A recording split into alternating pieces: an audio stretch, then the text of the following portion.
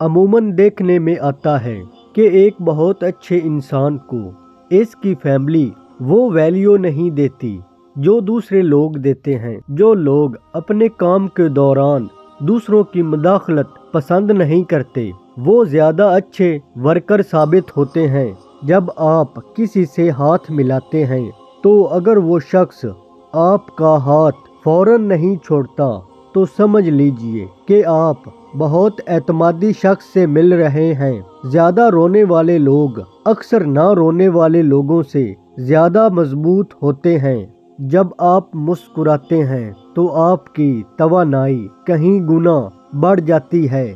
شام 5 سے 7 بجے کے دوران آپ کا دماغ زیادہ ایکٹیو ہو جاتا ہے۔ خود غرض لوگوں کی دنیا اپنی ذات تک محدود ہوتی ہے۔ آپ ان کے لیے کچھ بھی کر لیں اگلے دن انہیں یاد تک نہیں رہتا۔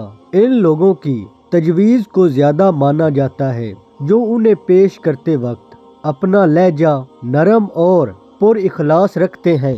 تجربے کار لوگوں کی تجویز کو ضرور سنیں کیونکہ وہ اپنی ناکامی کی وجوہات بھی جانتے ہیں۔ جن لوگوں کی سونگھنے کی حس بہت اچھی اور تیز ہوتی ہے ان کا دماغ بھی تیز ہوتا ہے۔